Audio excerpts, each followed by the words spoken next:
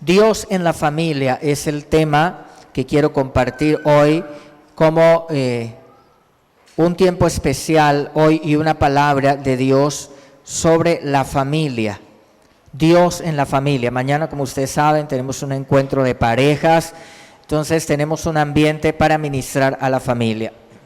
Y quiero leer primer libro de Samuel, capítulo 2, el verso 17.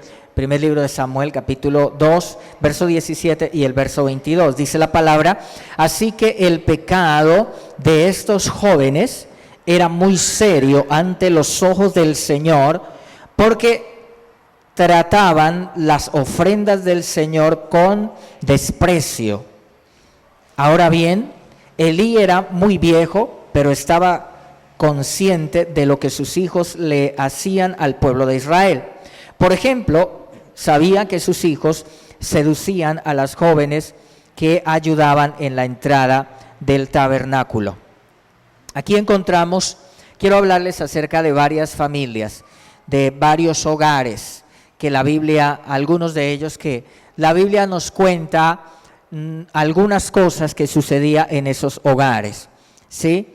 Y aquí está Elí y sus hijos, y dice la palabra de Dios que Elí no había hecho su tarea como le correspondía como padre, como hombre en el hogar, como líder, que Dios le había llamado y le había dado una tarea de ser un esposo, de ser un padre, de criar y levantar unos hijos.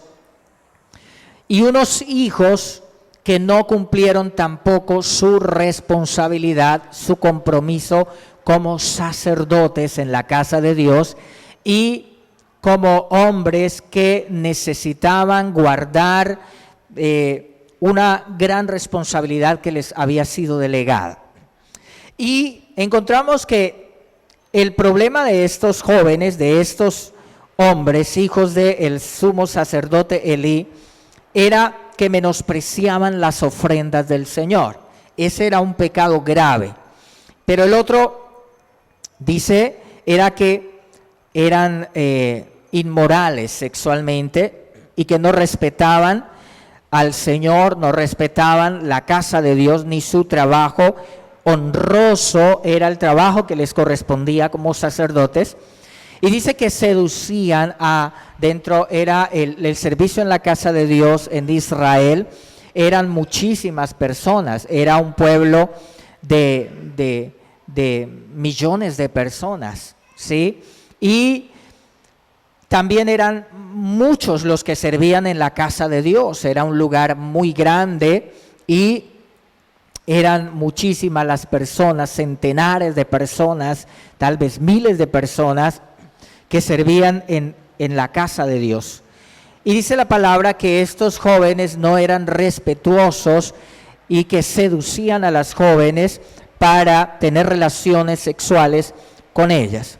Entonces encontramos el pecado de estos jóvenes, que era menosprecio a las ofrendas del Señor, porque habían unas ofrendas que eran dedicadas específicamente para el Señor, de los sacrificios de los animales que traían los hijos de Israel a la casa de Dios, y había algo que era para Dios, pero lo que hacía en los hijos del sumo sacerdote Elí era que mandaban a alguien de una manera irrespetuosa y agresiva, tomaban lo que no les correspondía, y dice la palabra que trataban lo sagrado de una manera irrespetuosa, irreverente, y esto lo vio Dios y le desagradó muchísimo.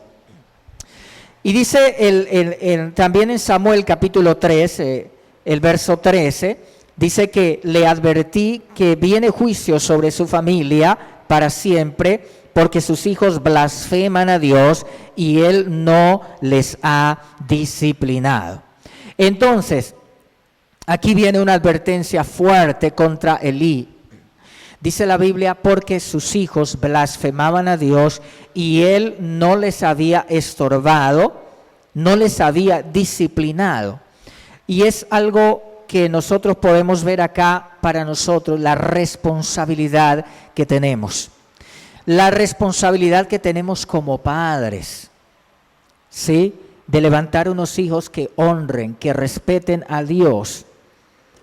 De unos hijos que vivan para Dios y que sean útiles a Dios en esta sociedad y útiles a una sociedad que se está desmoronando, a una sociedad llena de antivalores, de oscuridad y de tinieblas, donde se necesitan familias que sean luz en medio de la oscuridad, familias que sean testimonio, padres e hijos que seamos testimonio para que otros vengan a Dios y conozcan al Señor. Amén. Necesitamos invertir tiempo, dinero, esfuerzo, lo que necesitemos para nuestras familias. Amén. Para tener mejores hogares, para criar a nuestros hijos en el temor del Señor. ¿Cuánta responsabilidad tenemos? Mira, nuestros hijos hoy tienen unos ataques tremendos hoy a través de la internet, a través de la televisión por cable. Mira, la internet ha llegado ha invadido la privacidad de nuestros niños, de nuestros jóvenes, en su propia habitación, en su propia casa.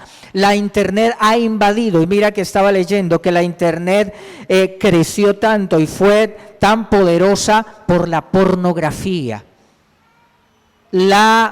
El interés ahora pues obviamente ya el internet tiene otros intereses como el estudio, como el trabajo, muchas cosas, pero fue impulsada por el interés de la gente, por la pornografía, principalmente los jóvenes y las mujeres también han ido en ese involucrarse en la pornografía, pero principalmente el hombre impulsó la pornografía en internet. Entonces se ha invadido la privacidad de los hogares, de las familias, y esto ha estado haciendo muchísimo daño. Nosotros necesitamos clamar, orar, ponernos en la brecha para orar por nuestros hijos, para orar por nuestros hogares. ¿Cuántos hogares están siendo destruidos? ¿Cuántos hombres hoy hay que no quieren estar con su esposa porque les satisface es la pornografía y les satisface la masturbación? Y estoy hablando aquí abiertamente, esto es un tema que está claro. ¿Y cuánta gente hay que le da pereza venir a la iglesia, escuchar la palabra, invertir en la Biblia, en libros de bendición, en un encuentro que bendiga su casa, que bendiga su hogar, que bendiga a sus hijos? Mira, esta es la mejor inversión que alguien puede hacer. ¿Cierto? Necesitamos realmente buscar a Dios con el corazón, darle el valor a nuestra vida espiritual, darle el valor a nuestro hogar, a nuestra familia, a nuestros hijos. Amén. Aquí hay una palabra de juicio a un hombre religioso, ¿sí? Al sumo sacerdote Elí, al líder, pero que aunque era religioso, falló en la educación de sus hijos. Falló en su hogar, en su familia, y es terrible, ¿cierto?, que nosotros fallemos en lo más importante, porque nosotros primero somos los pastores de nuestro hogar, de nuestros hijos, de nuestra familia. Hombres, Dios nos ha llamado a tomar el liderazgo para bendecir nuestra casa, para bendecir nuestros hijos, para bendecir a nuestra esposa. Amén. Dios nos ha llamado, y a las mujeres dice la palabra de Dios que la mujer sabia edifica su casa, pero también dice que la necia la derriba con sus propias manos. Por eso es importante que nosotros tengamos la responsabilidad por nuestras familias, por nuestra casa. También dice la palabra de Dios algo que compartí el viernes, pero quiero leer este texto en primer libro de Samuel, capítulo 25, verso 3, acerca de un hombre llamado Nabal, también de una mujer llamada Abigail. Dice la Biblia, este hombre se llamaba Nabal y su esposa Abigail era una mujer sensata y hermosa, pero Nabal, descendiente de Caleb, era grosero y mezquino en todos sus asuntos. Una cosa importante es que este hombre Nabal era descendiente de Caleb, y Caleb fue un hombre de fe, fue un hombre que fue ejemplo en todo Israel, que fue fiel. En un momento en que toda la nación se desvió del propósito de Dios a través de la incredulidad, Caleb y Josué se mantuvieron firmes en la fe y en la fidelidad al Señor. Este Caleb fue un hombre que lo encontramos, un hombre de fe, un hombre obediente, un hombre fiel al Señor, un hombre de ejemplo en su familia y en seguir al Señor. Pero muchos años después encontramos a uno de su descendencia llamado Nabal, y lo terrible, qué calificativo que da la Biblia, dice que este hombre era ¿qué? Grosero y mezquino en todos sus asuntos. El Señor nos guarde a todos los hombres que estamos aquí de ser groseros y de ser mezquinos. Amén. Dios nos llama a ser decentes. Dios nos llama a ser hombres de valor. Dios nos llama a ser generosos y principalmente con nuestro hogar, con nuestra familia, y a ser generosos con nuestra vida espiritual, en la edificación de nuestra casa y en la edificación de una familia para Dios, en la edificación de nuestra propia vida espiritual. Es tremendo. Mira que esto que estamos hablando sucede dentro del pueblo de Dios. Le sucedió a un hombre religioso como el sacerdote Elí y a sus hijos. Le sucedió al descendiente de un hombre de fe como Caleb, ya este hombre Nabal. Y es que es tremendo. En la librería cristiana nosotros vimos muchas cosas que dan tristeza. Gente que iba a comprar una Biblia y pedía rebaja y luego se enojaban, o un libro para invertir en su vida cristiana y luego decían mentiras, no, me voy a tal lugar porque allá me lo dejan en tanto, y habían mentiras y uno sabía que habían mentiras y había toda un discurso porque a la gente le da miedo, le sienten mezquinos en invertir en su vida espiritual. Esto es triste, esto es lo más sagrado, lo que es de Dios, lo que es para Dios.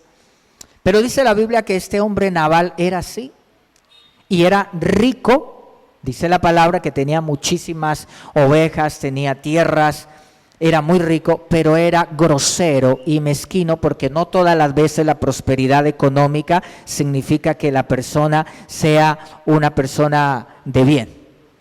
¿Sí? Aquí encontramos a Nabal, al descendiente de Caleb. La responsabilidad para nosotros de que nuestros descendientes sigan nuestra fe, que nosotros les demos un buen ejemplo, que nuestros niños no vayan a caer en los lazos de las drogas, ni de la pornografía, ni de la prostitución, ni de la inmoralidad sexual, ni de todos los peligros que acechan, que nuestros hijos sean guardados y sean protegidos. Pero ¿sabe dónde comienza el cerco de protección? En un hogar, en una pareja, en un hombre y una mujer, padres, esposos que les dan buen ejemplo, que les dan el afecto, el cariño, el amor y los principios espirituales, para que esos hijos no sean convencidos por un mundo peligroso que quiere llevarlos a las cosas malas. ¿Cuántas madres y cuántos padres hoy están dispuestos a hacer lo que se necesita por sus hijos? ¿Cuántas madres y cuántos padres hoy están dispuestos a hacer lo que se necesita por sus hijos? Que ese amén demuestre realmente ese compromiso. Amén. Dice la Biblia también acerca de Acab y Jezabel en el primer libro de Reyes, el capítulo 21, el verso 25, dice: nunca nadie se entregó tanto a hacer lo que es malo a los ojos del Señor como Acab, bajo la influencia de su esposa Jezabel. Aquí encontramos otro hogar Otro hogar terrible. Dice la Biblia que Acab, un rey de Israel, se casó con una princesa de una nación que no era del pueblo de Dios, una mujer que llegó a ser reina, y esta mujer Jezabel influenció a Acab, su esposo, para que adoraran a los ídolos, para que adoraran a Baal, y lo influenció a todas las cosas malas, ¿sí? Y este hombre, Acab, este rey de Israel, dice que hizo muchísimas cosas malas, condujo al pueblo de Israel a la idolatría. Y este hombre, Acab, en una ocasión quería una propiedad, un terreno que estaba cerca de su palacio y que allí quería poner un jardín. Él quería hacer algo especial con ese terreno.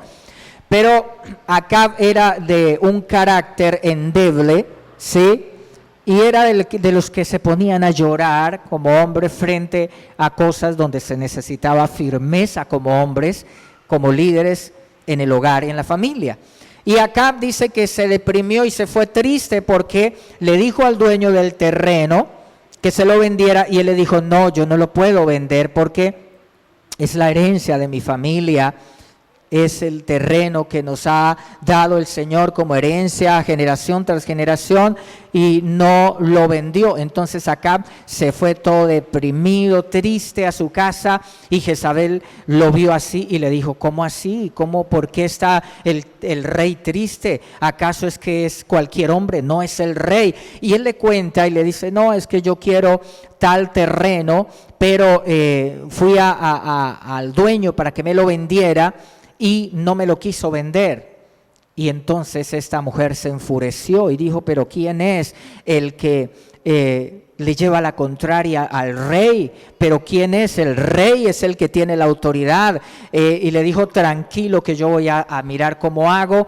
Y lo consiguió testigos falsos a quienes les pagaron para que dieran falso testimonio contra el Nabot, el dueño del terreno, y lo hicieron asesinar. Y luego tomó las tierras que eran de él. Y la Biblia dice que toda la maldad, eso es solamente una de las cosas malas que hicieron, toda la maldad que hizo este hombre, Acab, y toda la maldad, y dice que su mujer le influenciaba. Mira, es que una mujer en la vida de un hombre puede influenciarle para bien o para mal.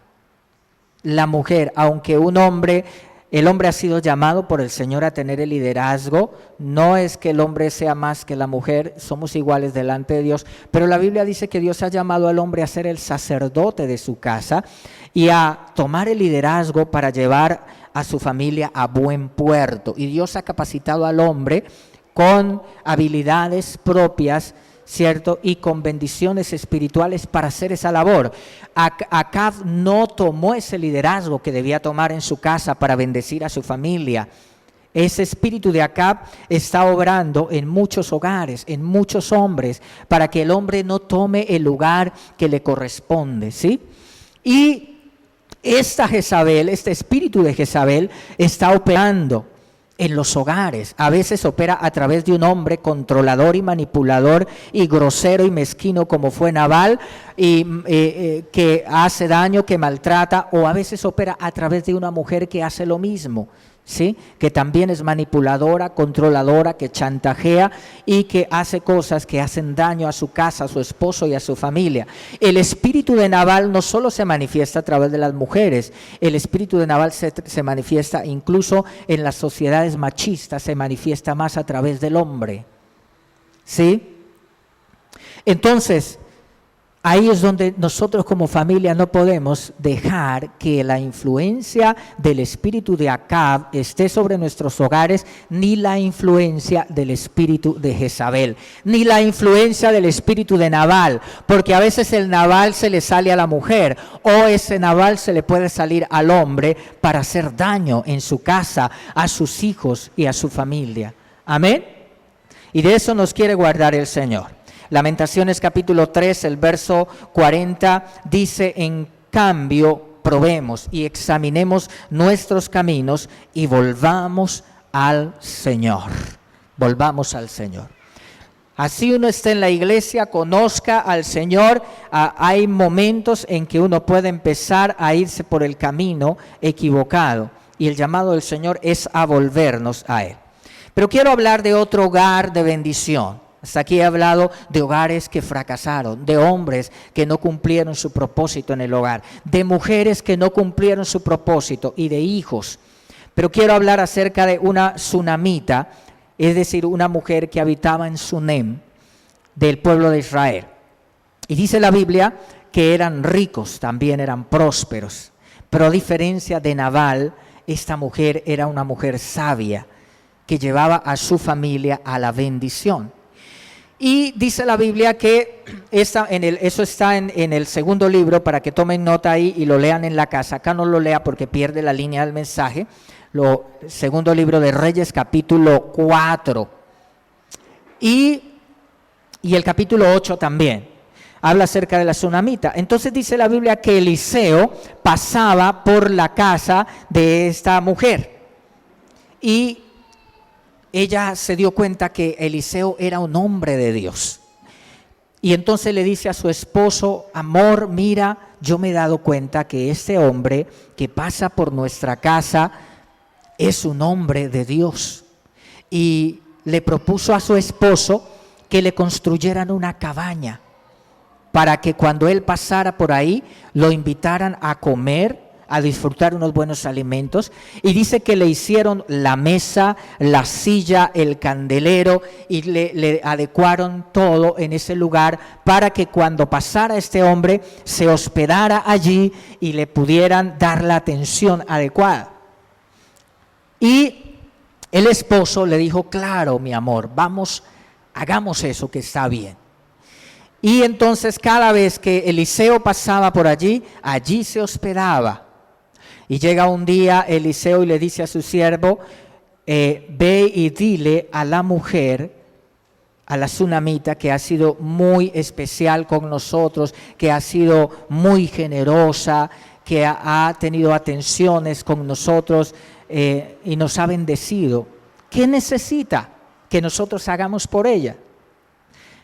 Que si necesita que hable ante el rey, porque Eliseo tenía directamente, podía hablar con el rey, que necesita que le ayudemos en algo. Y la mujer le mandó decir: gracias, hombre de Dios, el Señor nos ha bendecido tanto, no nos hace falta nada.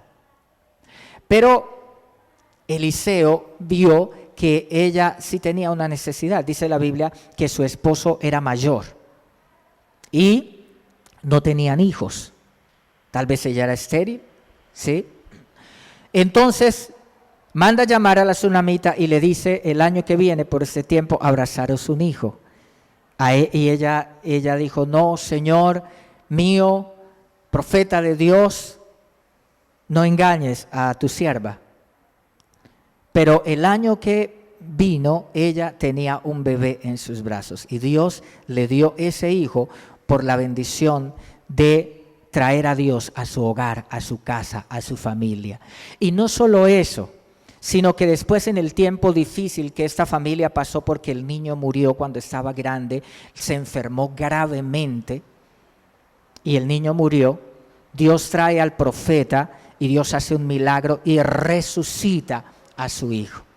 Es decir, cuando nosotros invitamos a Dios a nuestra casa, a nuestro hogar, nosotros tenemos la bendición. Amén. Es lo mejor que nosotros podemos tener, al Señor en nuestra casa, cuando nosotros tenemos el corazón abierto, la mente dispuesta para Dios. Entonces Dios viene a morar en nuestra casa y a bendecirnos. Y dice la palabra que el niño resucita. Esto es aplicable también a cuando nuestros hijos están perdidos, pero Dios puede traerlos de nuevo. Dios puede traerlos al hogar, al seno de su casa. Dios puede volverlos al camino. Amén. Dios lo puede hacer. Resucitar a nuestros hijos que están perdidos. ¿Por qué? Porque invitamos al Señor. Pero no solo esto, tuvo esta mujer esta bendición, sino que además dice que vino un tiempo de juicio, de hambre sobre la nación de Israel, y entonces el profeta le dice a la sunamita que se vaya a otro lugar porque viene un tiempo de hambre. Y la mujer obedece y se va a otra tierra, a otra nación, durante 7 años. Pasaron esos 7 años de hambre y ella regresa a su tierra. Y Dios apareja todo para que en el momento cuando ella regresa a su tierra y necesita ir a hacerle la petición al rey para que le devuelvan las tierras, el rey hubiese podido decirle: no, usted se fue en el momento difícil de nosotros como nación, esas tierras han sido confiscadas por el Estado y han sido dadas a otras personas.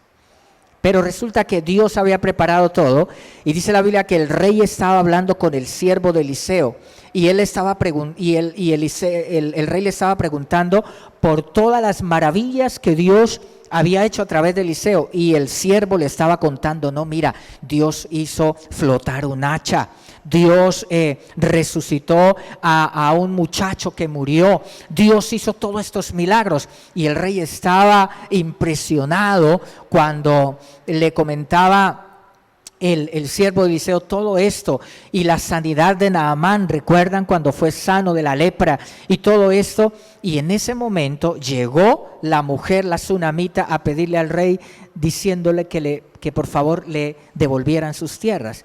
Y el siervo de Eliseo estaba ahí y le dijo: rey, mira, ella es la mujer, y este es el joven, el hijo que Eliseo resucitó. Entonces el rey inmediatamente mandó que le devolvieran todas sus tierras, y no solo sus tierras, sino el fruto de las tierras durante esos 7 años. ¿Cuántos alaban a Dios? Esa es la bendición de tener a Dios en casa, de tener a Dios en la familia, de tener a Dios en el hogar. Y termino con Juan capítulo 2. El verso 1 al 10 dice: al día siguiente se celebró una boda en la aldea de Caná de Galilea. La madre de Jesús estaba presente, y también fueron invitados a la fiesta Jesús y sus discípulos. Durante la celebración se acabó el vino. Entonces la madre de Jesús le dijo: se quedaron sin vino. Apreciada mujer, este no es nuestro problema, respondió Jesús. Ahora recordemos que para nosotros hoy esas palabras pueden parecer faltas de honra con María, pero no. Recordemos que nuestra cultura es diferente. Así que Jesús nunca le estaba faltando el respeto a su madre, ¿sí? Y dice el Señor: todavía no ha llegado mi momento. Sin embargo, su madre les dijo a los sirvientes: hagan lo que Él les diga. Cerca de allí había 6 tinajas de piedra que se usaban para el lavado ceremonial de los judíos. Cada tinaja tenía una capacidad de entre 75 y 113 litros. ¿Hasta cuánto podía tener estas tinajas? ¿Hasta cuánto? Hasta 113 litros. Jesús les dijo a los sirvientes: llenen las tinajas con agua. Una vez que las tinajas estuvieron llenas, les dijo: ahora saquen un poco y llévenselo al maestro de ceremonia. Así que los sirvientes siguieron sus indicaciones. Cuando el maestro de ceremonia probó el agua, que ahora era vino, sin saber de dónde provenía, aunque por supuesto los sirvientes sí lo sabían, mandó a llamar al novio.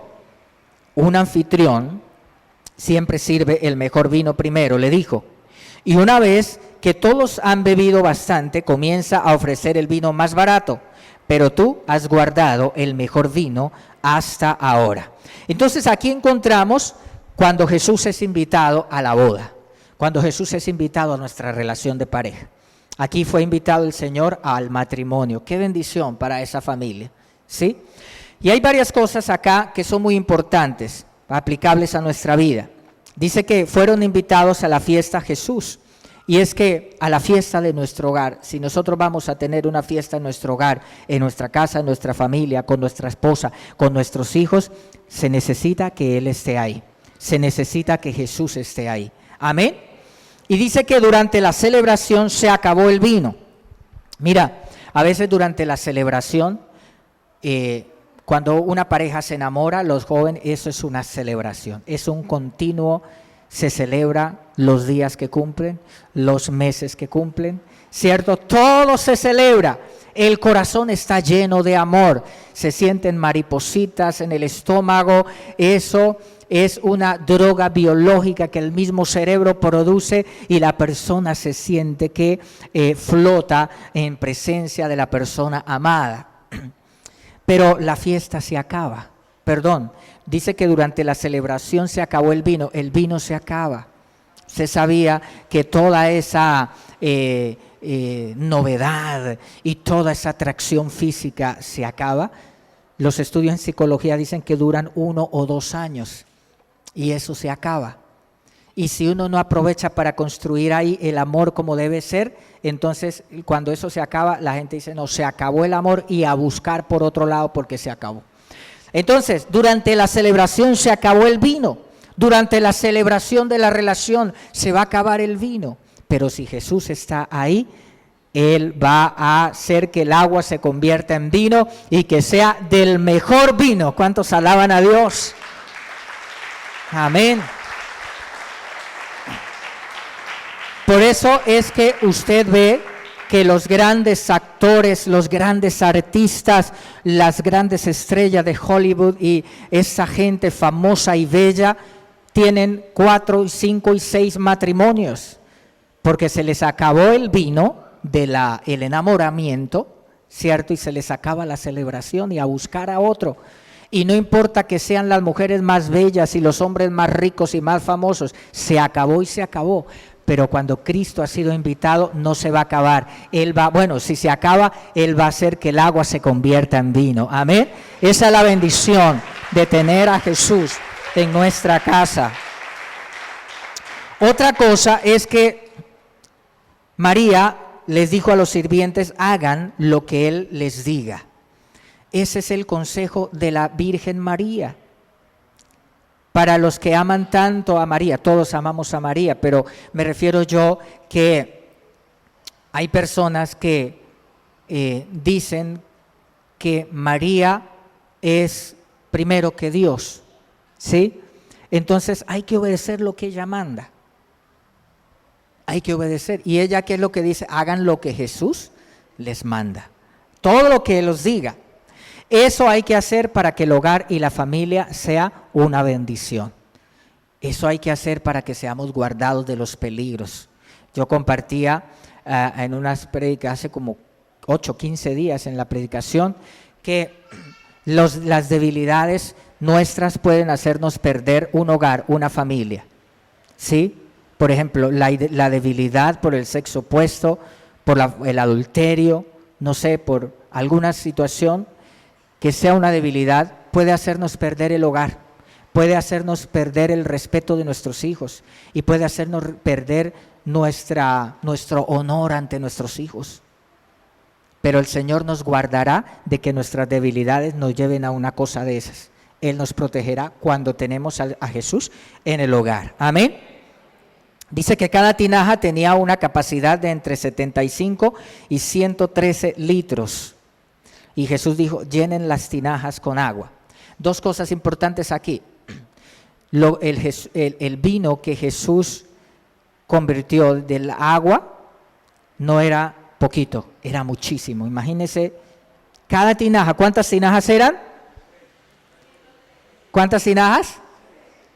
6 tinajas o 7 tinajas. ¿Y cuánto hacía cada tinaja? Hasta 113 litros, o sea, fue muchísimo.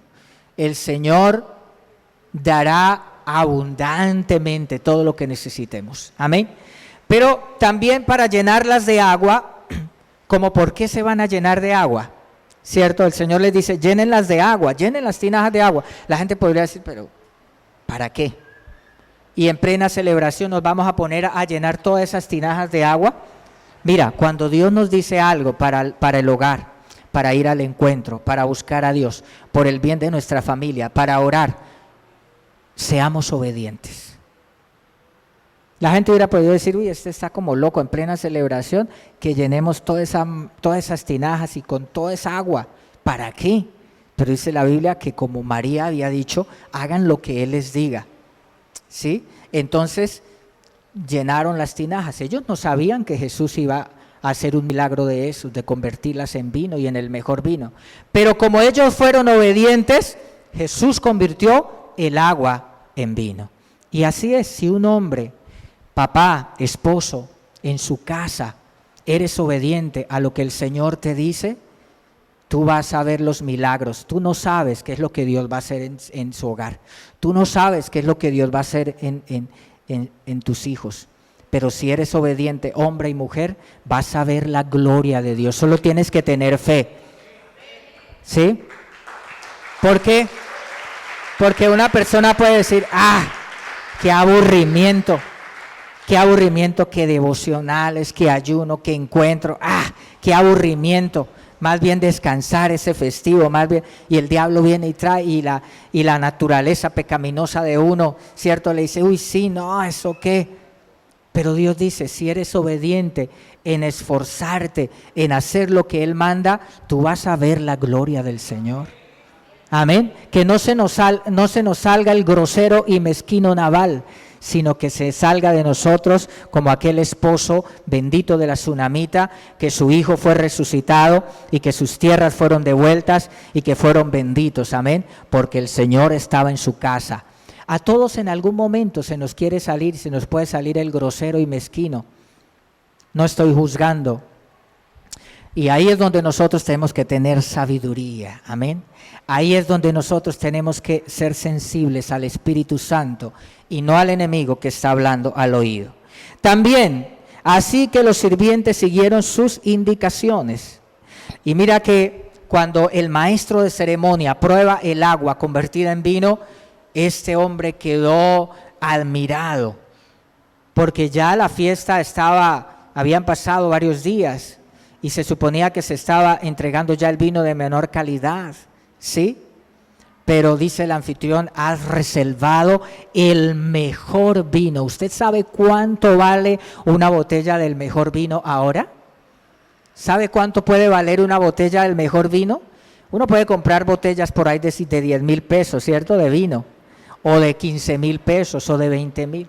Pero mira, los mejores vinos pueden valer hasta 70, 80, 100 millones de pesos una botella, y los ricos invierten en una botella de esa. Pero la Biblia dice que aquí habían 7 tinajas llenas del mejor vino, hasta 107 litros cada tinaja, y el mejor vino. Esa es la bendición del Señor, que no tiene precio, que nadie puede comprarla, pero que Dios la trae sobre los que son obedientes y los que dicen, Señor, aquí estoy. Dale ese aplauso fuerte al Señor. Alabado sea Dios. Ponte de pie, levanta tus manos y dile, Señor, mi esposa, mi hogar, mi casa, mi esposo, mis hijos, Señor, hoy te invito, Dios mío, que no faltes tú en mi casa, que no faltes tú en mi hogar, que no faltes, Señor amado. Levanta tus manos y clámale al Señor y dile, Señor,